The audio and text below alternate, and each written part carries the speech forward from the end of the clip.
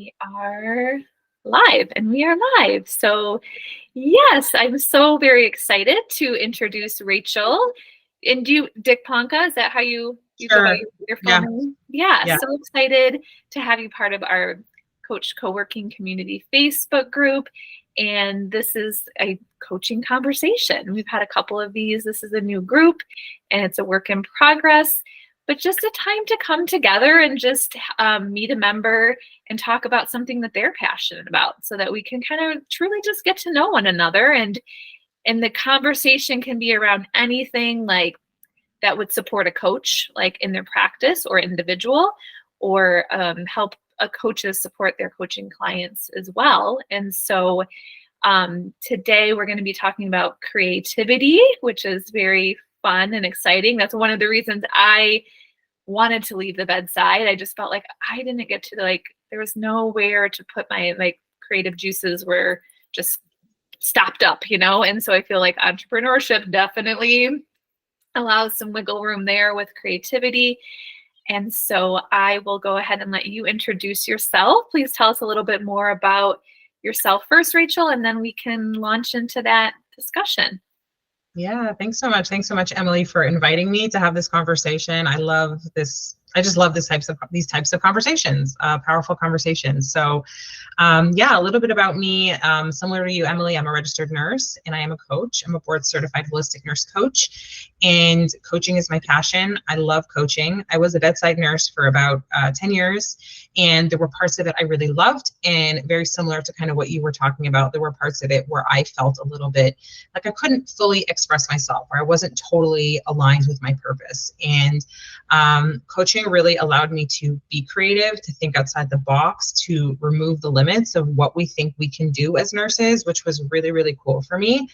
And my coaching practice essentially kind of coalesced around this concept of self-expression and creativity, expressing yourself. And it's very appropriate just because of my journey and kind of how I got here. A lot of the reasons that I left traditional nursing was because I felt shut down. I felt like I would often get in trouble for speaking up, or I was the union rep. I was kind of, I wouldn't say, the word that came to mind was loudmouth, but I wouldn't paint myself as a loudmouth, but like I had an opinion, and I would like stick up for coworkers who I felt were being, picked on, and I would use my voice, and sometimes I would get in trouble for it. And I just felt like as a nurse, I wanted more autonomy. I really wanted to help people in a different kind of way. And so coaching kind of provided that for me. Coaching kind of taught me, like, you can make shit up. Like, you can kind of do this however you want to do this. And it just gave me a lot of freedom. And so, my practice, basically, I work with people who want to tackle creative projects. I work with people that want to be more creative in their business, more creative in their life. I teach people to use writing as a healing modality. And so I really believe that writing is a way to access our truest self, to access our soul, to really get to know ourselves, to work through traumas, to get to know ourselves better, to find our voice. It's such a powerful tool. And so I've combined the writing and the coaching, and that's kind of the bedrock of my coaching practice. I work with a lot of nurses, but I work with anyone. My group program has mostly been for nurses thus far, although I'm kind of thinking about shifting that at some point in the near future, because people keep asking me, I'm not a nurse, can I join your program? So I'm thinking of shifting that, but I have worked with a lot of nurses. And again, because of this concept of, I really feel like nurses have so much more to give, and that opportunity they don't necessarily have that opportunity in a traditional nursing setting. And so a lot of nurses are repressed creatives. A lot of nurses have unprocessed trauma. A lot of nurses have really good stories to tell, but they don't know how to tell them. And so I teach nurses to find those stories, to sift through their stories, to work through their own story, to discover their own story, and to figure out how to share their stories with the world. So yeah. Ooh, I love all of this. This is amazing. Like I'm literally getting goosebumps. Like just especially just what the healing modality with writing and what essentially just trauma is part of a lot of nurses' lives on the day to day. Just like that's part of their job, and we are. Being a nurse for 18 plus years, it's like you almost have to develop this thick skin or just kind of repress it and compartmentalize it, which isn't really just the healthiest way to deal with that or to process it. So I would love to learn a little bit more about like, yeah, what's the format of this, of your coaching containers or your programs and things? Yeah, so I'll talk about my group program because that is kind of the meat and potatoes of my coaching practice. I do one-on-one business coaching, one-on-one life coaching, but the group coaching program has kind of become the focus, and it's been the focus from the beginning.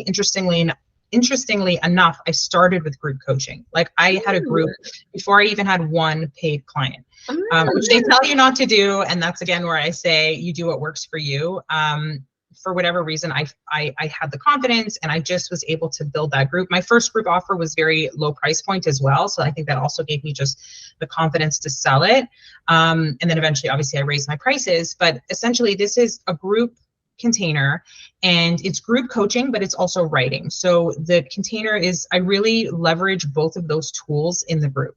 So we meet 12 times over the course of like 4.5 months, something like that. And the reason we meet 12 times is that my program is based on the book, The Artist's Way.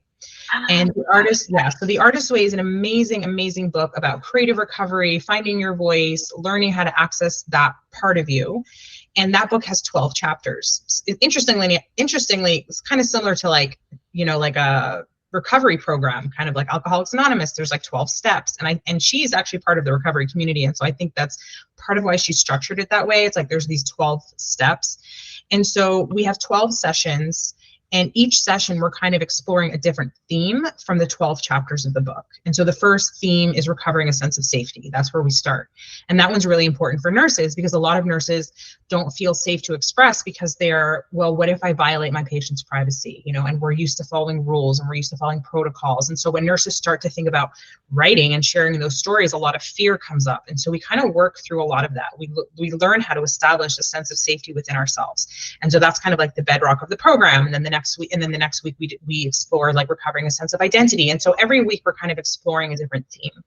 The structure of the calls is that for the first like 45, 50 minutes is coaching. So everyone in the group is doing morning pages, is doing daily journaling, like the stream of consciousness daily journaling.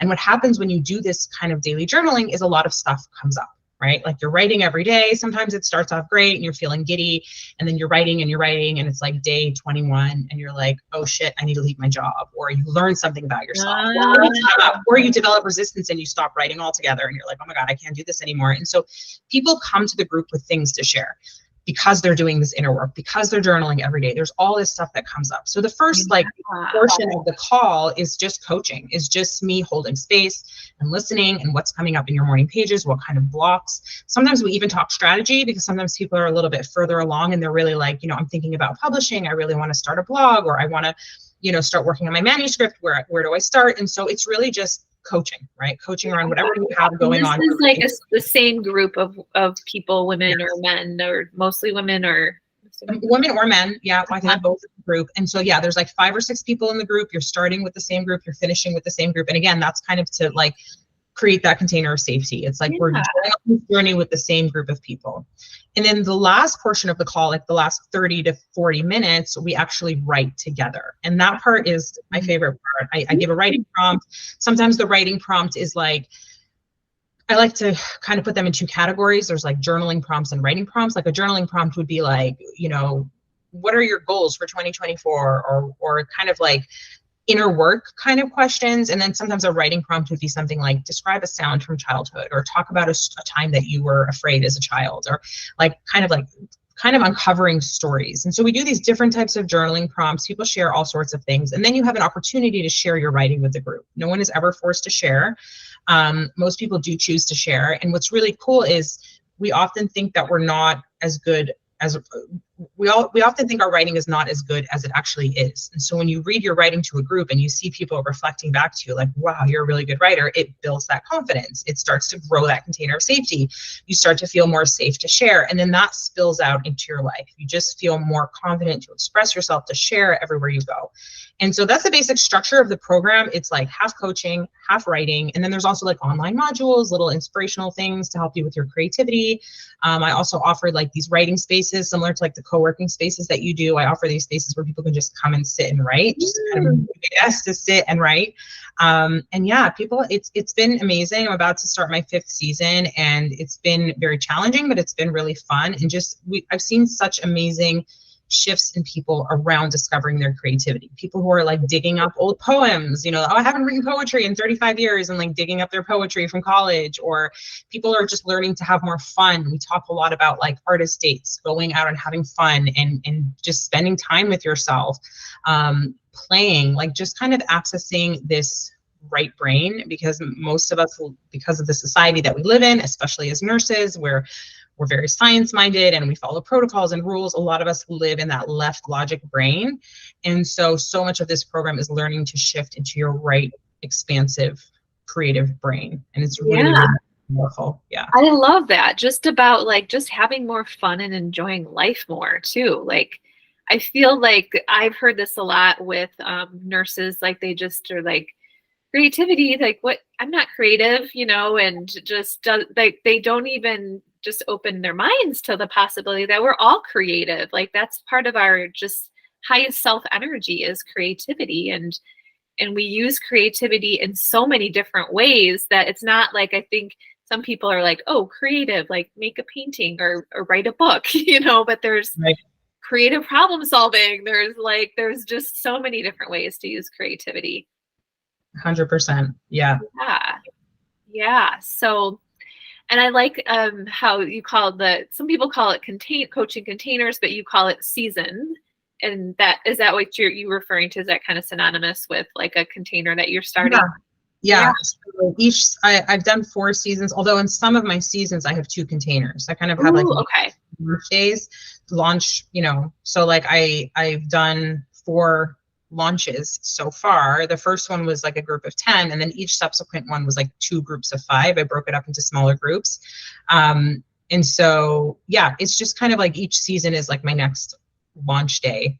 I don't know where I got that term from. I think someone said it and I kind of liked it. And I was like, okay, each season just has like a little bit of a different flavor. Obviously I'm growing as a coach with each season, and I'm able to offer more to each group. It's just, each season is just different. I love it. Yeah, for sure.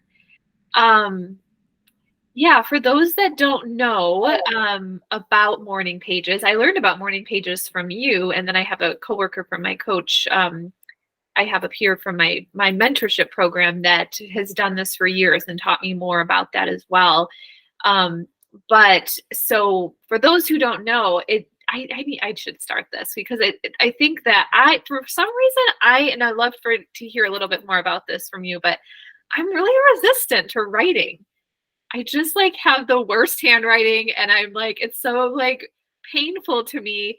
But I think one of the reasons is because like when I think of writing, I think of like, like structuring it, like, but that's where this morning pages is a little bit, it's just free form, like you were saying, like stream of consciousness, where you don't, and I think you're not even supposed to go back and even revisit that or edit it or anything. Is that right?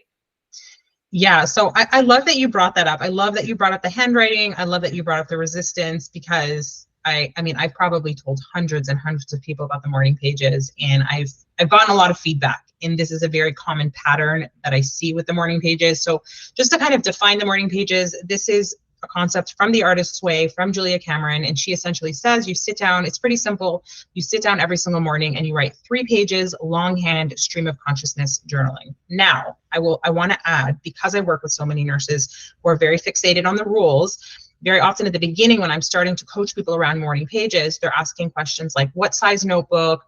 What if I do it in the evening? What if I only do 1 page? What if I do it on the computer? What if I do it in a Google Doc? And so I'm very much trying to help people unlearn this rule following. And so I very much encourage people to make it their own. I say, look, like, you're a nurse, like, we work crazy hours. Do it in the evening. It's okay. Like, do it in a notebook. That's fine. Do it on the computer. That's fine. If you miss a day, if you miss a week, if you miss a month, like, it's okay. You can come back to them. And just really learning how to approach a habit with more grace and compassion, as opposed to, I think many of us, and I always used to approach habits with like force, just push through the resistance, just do the hard thing.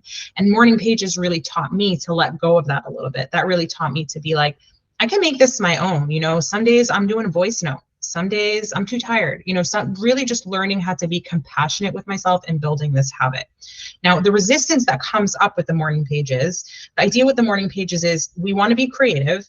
And there is a universal creative, energetic flow that lives out all around us, kind of like static energy, this disorganized kind of creative energy that lives out there. And we are channels, and that creativity flows through us. Now, very often the creativity can't flow through us because we're blocked. We're blocked with our shopping list. We're blocked with worries about money. We're blocked with, oh my God, like, is it my day to do carpool today? Like, we're just blocked with all the thoughts that are floating through our head 24/7. And so when you sit down and you take those thoughts and you clean them out and you put them on a page, suddenly you have more clarity, and suddenly that creative energy is able to flow through you. And then you start to notice, oh, I have more creative ideas. I have more inspiration. You just feel more spacious, and that creative energy is able to move through you. And that resistance comes up because often when we're doing morning pages, we start to notice things that maybe we didn't want to know about ourselves, or maybe that critical inner voice is coming up. We're starting to like get to know our ego, and it's really uncomfortable. And your ego might say things like, oh my God, you have like such horrible handwriting, right? Like, who wants to hear that, right? That might be one of the things that your little inner critic is saying to you. And that shuts us down, and that makes us not want to do the morning pages or find reasons that we shouldn't, or, put it off. And that's why I created the group, was because I was dealing with these issues. I was doing morning pages. It was very transformative, but I was like, I need the support of a group. It's so much better to do it in a group when you have other people to provide that accountability and that support. Yeah. Okay, I'm not the only person that's like resisting these pages. I'm not the only person that's discovering all these things about myself that maybe I didn't want to know. And so it's very powerful. It's very potent. It creates huge shifts in your life. And it's also very challenging. Like, it also can bring up a lot. And so, I just love the morning pages. They're like a staple. I do them almost every single day. Sometimes I do them on the computer. Sometimes I do them in a notebook. It always looks different. I'm not always doing it at the same time of day, but it's kind of, I always feel better. I always feel a shift in my energy after I do the morning pages. And then the last thing I wanted to address, you talked about not reading your morning pages. And yes, she talks about this in the book. Very often, one of the big resistances that people have to doing the morning pages is somebody's going to read it, like somebody's going to find my notebook. And so she says, like, if you need to feel safe, like, toss it in the trash, like, write it and rip it up and throw it away. This is not your manuscript for your book. This is not your, like, open magnus. This is really just the garbage that lives in your head, the little, like, just the crap that's in the drain that needs to be cleaned out. And so you can go back and read them. Again, there's no rules. I have gone back and read my morning pages. She recommends not doing that in the beginning, especially in the beginning when you're starting to stretch that muscle, build that muscle of safety. You don't really want to be going back and reading it, because it might really just shut you down and be like, ooh, like, I didn't want to know that. I don't want to see that. So she says, if that is going to shut you down, throw it out. Don't read it. But certainly once you've been doing them for a while and you want to go back, you can always, again, make it your own and do what works for you. Yeah. Yes, I love so much about that. Like, also, firstly, just the permission. Like, I got so excited. Like, oh, I can do this on the computer. Like, oh, phew, like, maybe I will consider this now. Yeah. Because I definitely was I'm in that camp. Like, I'm the big rule follower, and just like, okay, you're gonna do it right. But again, like, this is about creativity, right? Like, creative liberties here to like iterate on with your own flavors on anything we do in life, right? Exactly. Yeah. And I have a Google Doc. You'll like this. I have a Google Doc. It's called Morning Pages. And I actually ran out of characters. So there's a maximum size that a Google Doc can be. I discovered, I think it was like, I don't know, like 5 million characters, something crazy. It's about 600 pages. And I'm like typing, and it like wouldn't let me type. And it's like, I had to start a new Google Doc. And I was like, wow. My gosh. I know. You broke Google. No. I broke Google Docs. Exactly. I was like, go me. And I have a physical journal as well. So I go back and forth between two. I have seasons where I'm doing it more in the notebook. I have seasons where I'm doing it more online. But you really have to give yourself that flexibility and that permission to do however you want to do it. Yeah. And that makes a lot of sense too, with like, just with writing, and like you were talking earlier about like stuff starts to come up with writing. And if you could talk a little bit about that, because I've heard that with, gosh, where did I hear that? Like the whole thing with writing is that it really, our brain works so quickly that we can convince ourselves, like we can talk ourselves out of stuff. Like so even if you're sitting in contemplation or reflecting, putting it to paper, is just a different way of processing, because it like forces us to slow down. And that's when some stuff comes up. And so, yeah, if you could talk about, just because I notice this with clients as well, coaching clients, that they're either all about writing, like they're all about it, or they're very resistant too, where sometimes like to stuff that we're working through in sessions, like I do suggest writing. So if you could just talk a little bit more about just maybe just the reasons that writing is powerful processing in just kind of a different way. Yeah, 100%. Yeah. And exactly what you're saying. I think writing is just a different tool. I think for me, there's something very visceral and physical and tangible about writing. As long as our thoughts are up in our head, they're kind of like abstract. And like you said, like our thoughts move very quickly. Like you can find yourself somewhere and you're like, how did I get here? I don't even know why I'm thinking about this thing. Yeah. Yeah. It's like writing to me, writing is a mindfulness practice. It actually slows down our thoughts. It forces us to just slow down. And it's a consciousness. You're turning inwards and noticing your own thoughts. I recently listened to a really good podcast from Andrew Huberman, the neuroscientist from Stanford. I love his podcast. And he recently did one about a journaling protocol. So they did this, a lot of studies on this very specific journaling protocol, where essentially they had people come into the lab like 4 times, maybe like once a week, like for 4 weeks. And they said, sit down and write stream of consciousness, just thought dumping on the page. Write about the worst thing that ever happened to you, the most traumatic thing that ever happened to you. And the results were like astounding. Like these people, and it's not a protocol that you have to do forever. This is like a protocol you do it once and that's it. Like, so you do the 4 sessions. And then they even did studies like years later, like this had like permanent impact, like less anxiety, less PTSD, like less depression, just by sitting down and writing for 20 minutes about the most traumatic thing that ever happened to you. And not that it wasn't difficult, like it was very challenging for a lot of people. It brought up a lot of stuff, but by the time they were done these 4 sessions, it shifted their whole perspective. And that's something that writing does, is it allows you to look at the things that happened to you in a new light. So, and it allows you to like redefine it. So sometimes we have these traumas, and it's not always negative, right? Sometimes we have funny things that happen to us, or interesting things that happen to us, or stories from childhood, and they're kind of unprocessed. They're kind of like sitting up there in our mind. We know that it happened to us, but like maybe it's just kind of murky.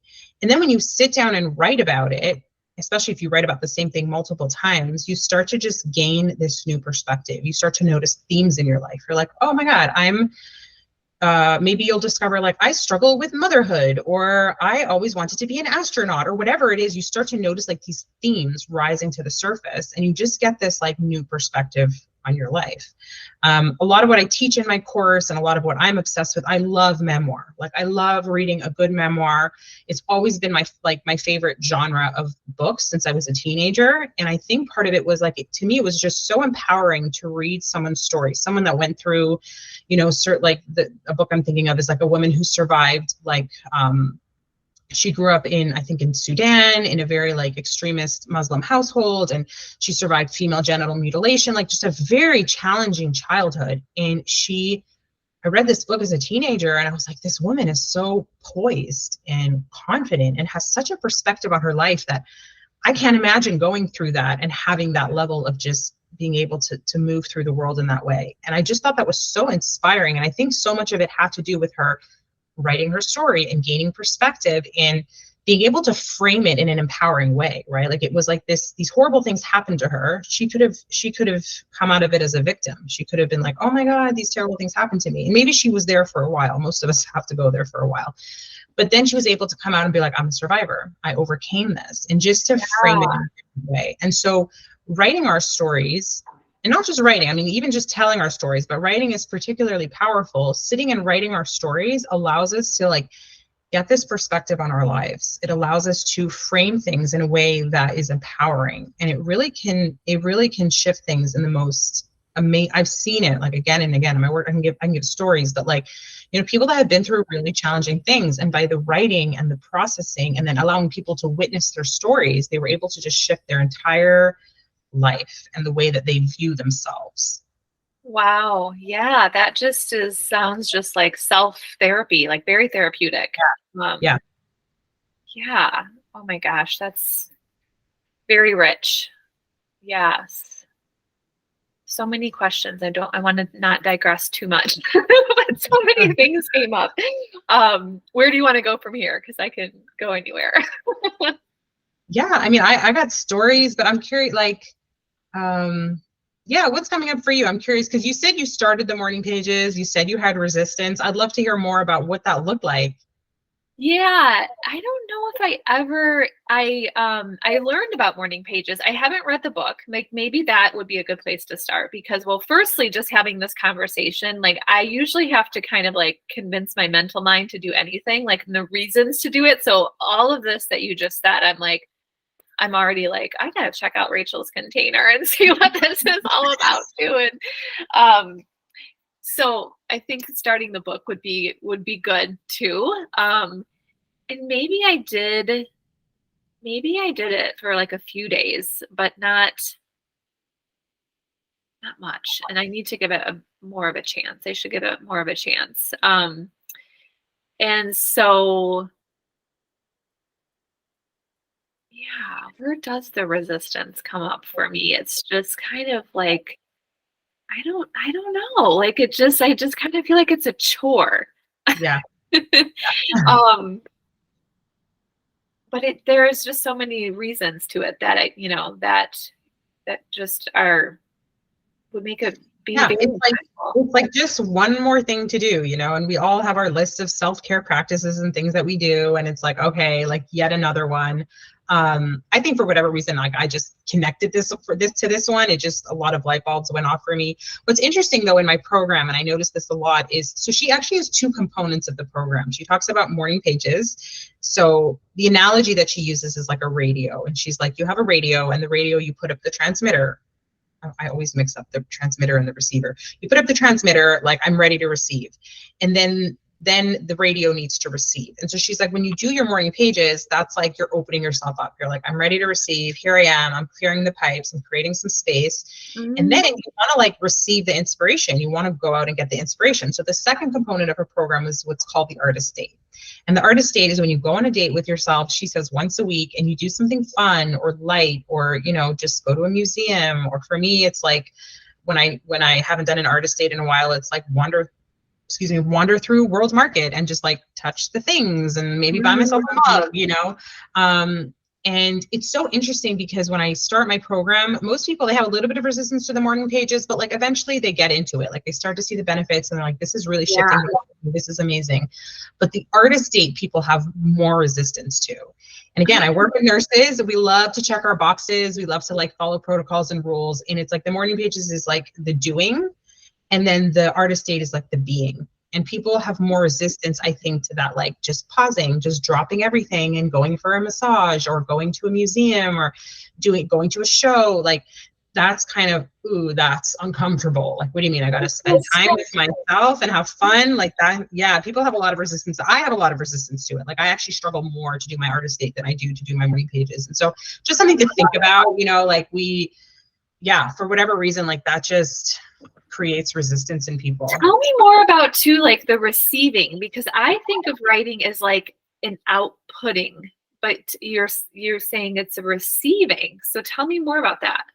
Yeah, this is all from Julia Cameron. And what I love about Julia Cameron's book is she doesn't shy away from like the spiritual, and that can scare some people off.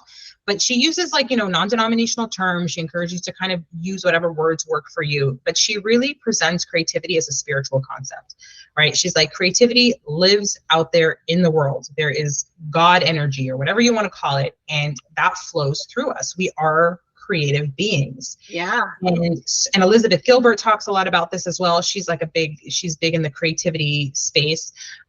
She talks about this as well. And it's like we need to like be able to receive that inspiration. There's like the forcing ourselves, and of course we have to sit down and write. Nothing's going to write itself, but there's also an allowing that happens when you're writing. And it's really I have one of my writing teachers calls it her writing program is actually called free fall writing, where you just free fall into the writing. You kind of let go. And it's interesting because in the Western world, that's how we're taught to write, right? We're taught all about subject and predicate and grammar, and like it's very structured, and your essay needs to have an introduction and a conclusion, and like it's very structured. And it shuts a lot of people down creatively. Not that there isn't a time and place for that kind of writing. It's very valuable. But a lot of us are taught to write in that way, where it has to be structured and it has to look a certain way, or maybe somebody criticized their grammar and then you're like, I guess I'm not a good writer because like I don't know when to use I and I don't know when to use me, and it's like, again, I love grammar. I think it's important, but like that's not the point, and that shuts us down creatively. And actually Barbara, this writing teacher of mine, the one that created this concept of free fall writing, she was trained in the Western way of writing. I think she went to Oxford. And then in her 30s, she traveled to Africa to teach African children how to write. And she was blown away by their writing because they were so unstructured and they were so creative, and these stories would just flow out of them. She'd be like, sit down and write a story. And they'd be like, okay. And they would just like write a story, and the stories would be like rich and creative and like expansive. And like, you ask a Western person to write a story, it won't necessarily look the same way. And she really took from that there's an allowing, there's a receiving, there's a letting go that happens when we write, and that's where the most powerful writing comes from. And we have to find this balance between like doing and being, this balance between like will and surrender. And there is a surrender that happens with writing, and a lot of us struggle with that, and that's what the morning pages is training us to do. It's training us. Now it's making more sense, the resistance, because this is specifically what I'm working on right now, is this control. And I think that is like, maybe that's part of my resistance, because there is that surrender that happens, but maybe that's why I need to do it more. Yeah. And it needs to be like cultivated. It's not like it's something that needs to be constantly cultivated. Like I still struggle with this, and it's amazing like how, just allowing yourself to write in this way. And this comes up in my group a lot, where it's like someone could be sitting and writing and feel stuck and feel blocked and nothing's coming out. But somehow when they're in the group, when they're in this container and it's safe and it's like, all right, we're all writing together.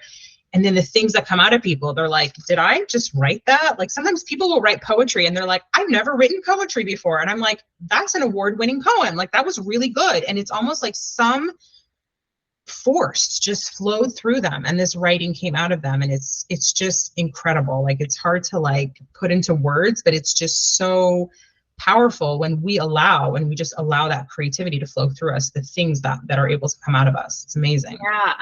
So let me mirror back to you and see if I got this right, because like what I'm hearing about it is like, so one part of it, it's like, getting rid of all the yuck, like the ruminating thoughts, the kind of stuck stuff. It's like that kind of the outpouring to kind of just essentially clean the pipes, and then it can that creative energy can flow, and you can receive better, and it can flow through you. Is that exactly? That's a huge component of the morning pages. Yeah. And this reminds me too of once I heard this saying about how consumption is just, it can be very constipating. So like I love podcasts. Like I love me a podcast. I'm always consuming. And it can kind of, maybe feel like stop me up a little bit. And this is kind of just that like way to just, release too. Yes, it's like plumbing. Like you have input, and I'm exactly the same, Emily. Like I'm a consumer. I consume podcasts and books and movies and TV shows. Like I cannot get enough. And like one of the challenges that she has in the book, I think it's like in week 6 or something, she tells you to go on like a reading fast, where you just like take a break from reading. And like this book was written like 30 years ago, so I don't think she even is talking about social media or any of that. And I've never done the reading fast. Like I've read about the reading fast like 5 times, and every time I'm like, nope, that's too scary. Like I'm not ready for this.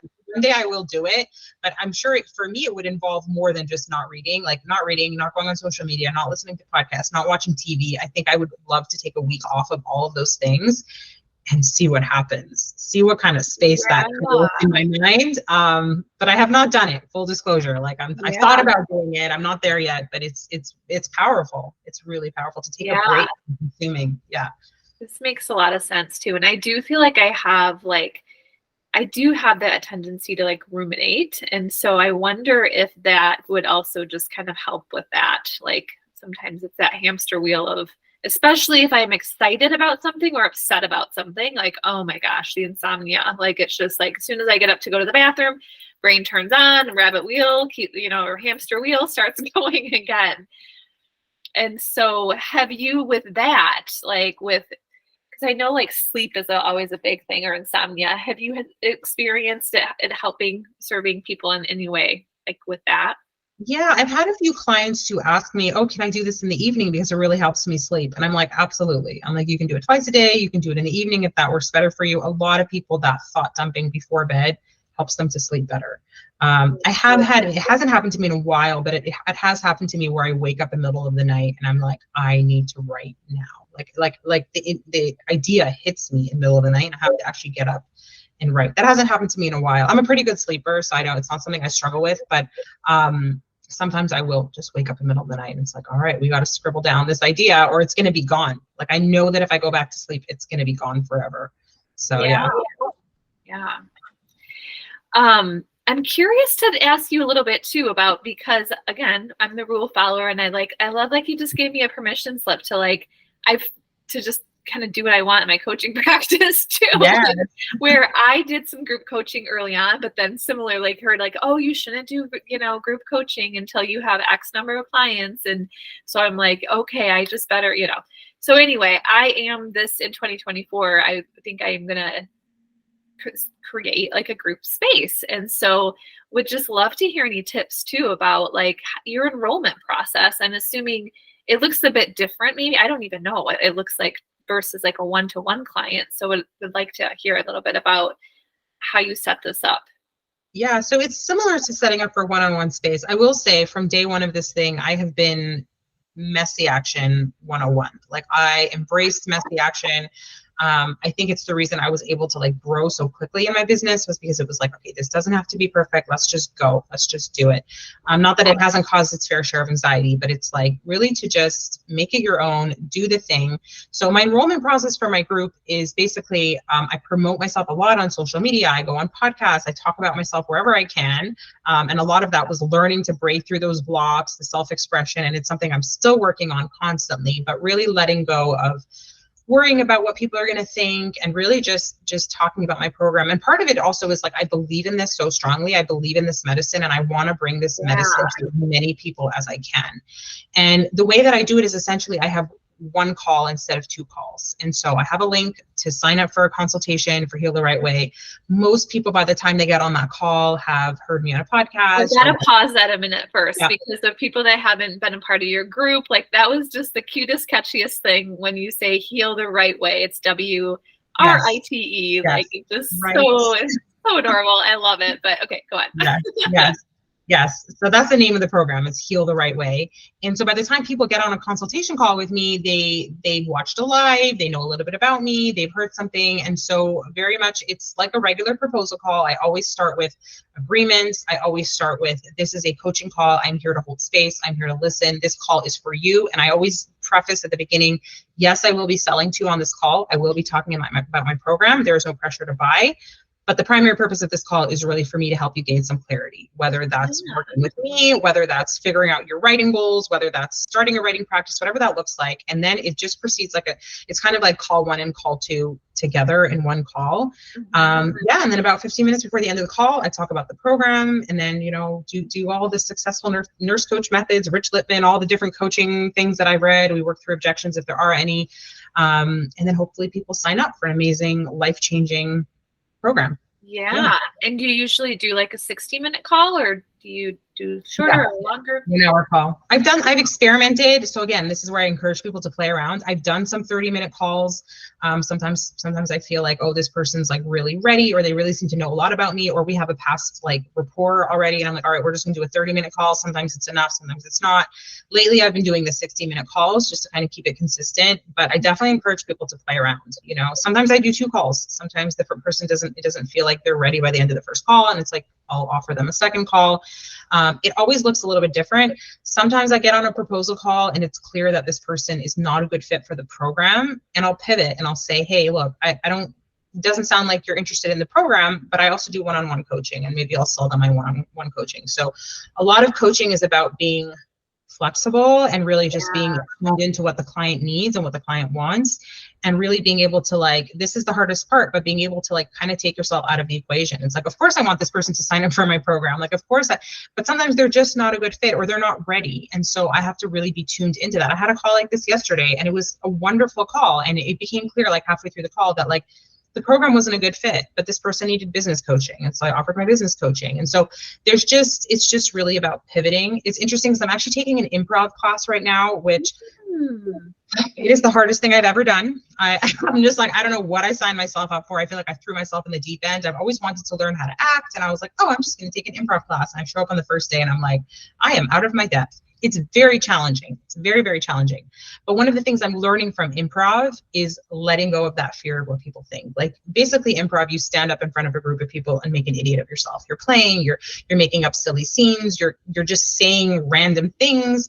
And it's kind of, it reminds me of coaching, where you have to kind of really think quickly and kind of like improvise on a call and just kind of like know what to say and know how to answer. And so I feel like the improv is really like feeding my coaching practice and my writing practice. So it's really, it was, for me, it was kind of like an artist date. Like it was a way to just go out, get inspiration, have some fun, hang out with people. But it's just really interesting how I'm like noticing that those improv skills in my coaching practice. So that's been really interesting. Yeah. And I just hear like carryover too from just even morning pages of like receiving of like, you know, releasing that control over an idea. I want them in this program, you know, like to just let go of the, you know, this death grip that we have on our own ideas, and just to receive like, okay, what does this person need? What would be the best fit? And just like you said, like pivot as needed based on what you're receiving from what they're saying. And yeah. And then just a quick tactical question or logistical question for you. Like, how do you, like when you're enrolling in a group in a container season, when do you decide like what time you're doing this? Or do you like enroll people and then you kind of set the time and day based on, you know, the availability of the people that you enrolled? Yeah, that's an interesting question. I love those types of questions that are like super like process, like specific, like how, and it's interesting because for me, it looked different every single season. So, but I always choose a time in advance. I always say, okay, I'm doing Tuesdays at whatever time, and that's when my group is, and hopefully you can make it. I don't think I've ever had someone say no because of time. I've had people, I always have 2 options available. So I've had people be like, oh, 9 a.m. doesn't work for me, but 2 p.m. works. And so I'll put them in the 2 p.m. group. And so, yeah, I kind of just look at my calendar, I time block, and I decide, all right, like right now, the way that my business is structured is like Tuesday is group day. So Tuesday is dedicated to group. And because I have 2 groups, I do one in the morning, one in the afternoon. I have a couple hours in the middle to kind of like recharge and rest. I really try to like keep that time just to like, sometimes I literally just zone out or watch TV, like really just to like that whole day is dedicated to group. And then I do my one-on-ones on different days. So yeah, it kind of just, and the times have changed. Like every season I've done it at a different time. This past season was on Tuesdays.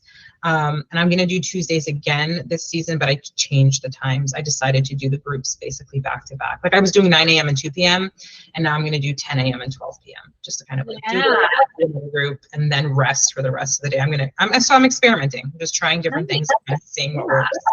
Yeah. And do you like have a certain like date that you start on, or do you like start when you enroll 5 people or something? Yeah, so I always have a launch date, which is very stressful. And it's something, again, I've played around with, and it's looked different every season. I've had messier launches. I've had neater launches.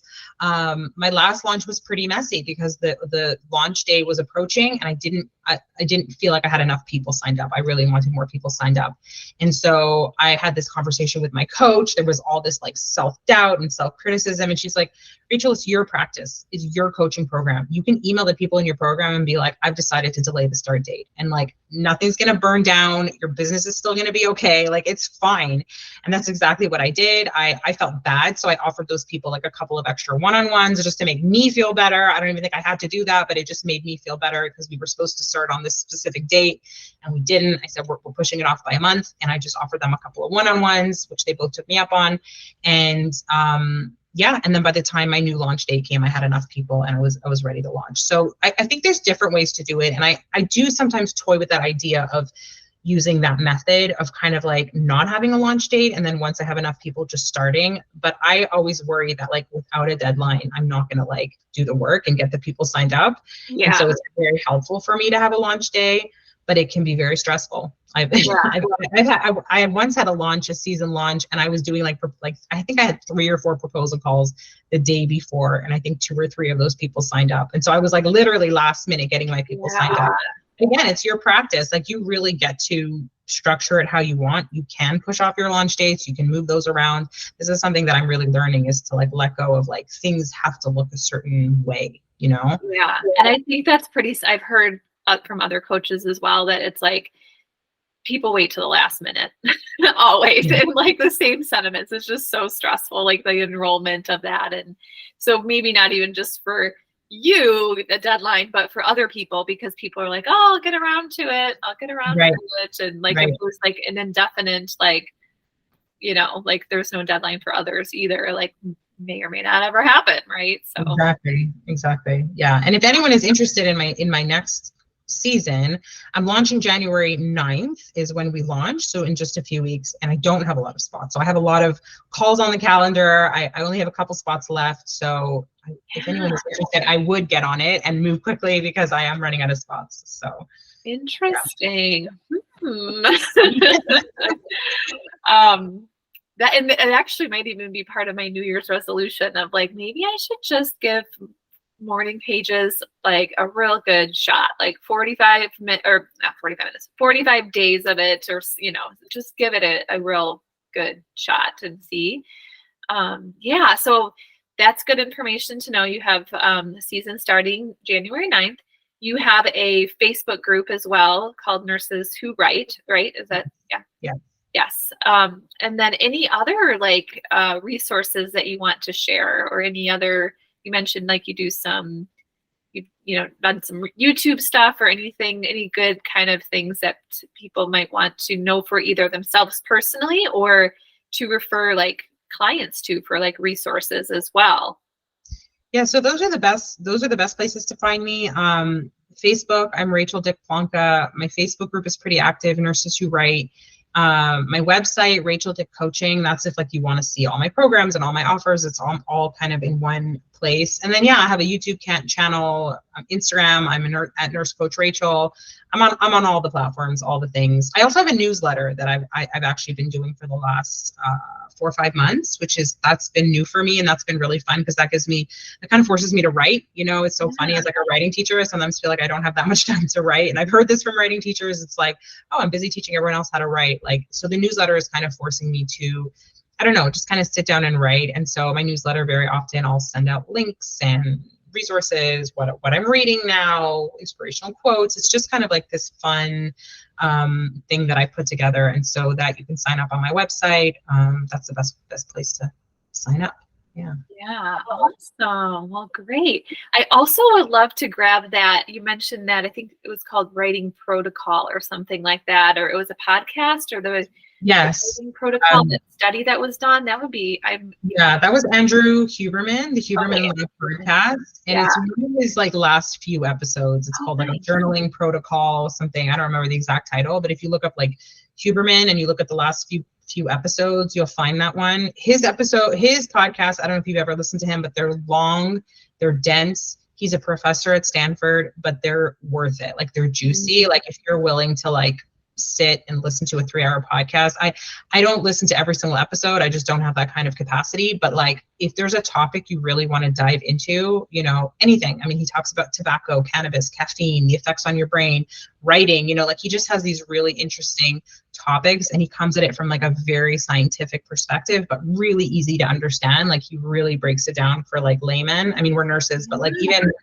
even if you're not a medical professional, like you can definitely get a lot out of his podcast. So I'm a huge fan of Huberman. And I just, when I saw he did an episode on writing, I was just like, yes, like I was so happy. So for sure, for like for us and for those clients that are just like a little bit resistant to maybe a homework assignment of that has to do with writing, of just, right. Okay, listen to this. And if you still want to push back on the writing assignments, but just consider it, you know, and yeah. Well, awesome. Oh my goodness. This was so fun. Yeah. Thank you, Emily. This was really fun. Anything else you want to share before we conclude? Yeah, I always like to just finish off with just write, whatever that looks like for you. Like if it's 1 sentence a day, if it's doing a voice note, I'll count that as writing, but just write. Like the benefits are so powerful, and it's just the most amazing way to get to know yourself better. And so that's just my last little plug for sitting down and writing. This reminds me too, like on my intake form, I have I have a question about like secretly held dreams, and I've had like a couple clients say that like writing a book, like I think that's a secretly held dream of a lot of people.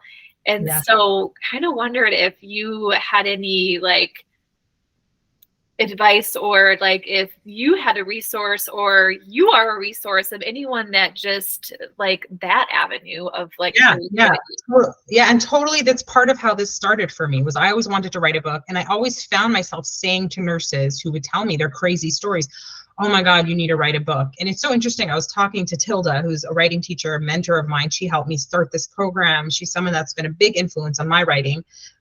She's a nurse and a published author. She's written multiple books about her life as a nurse.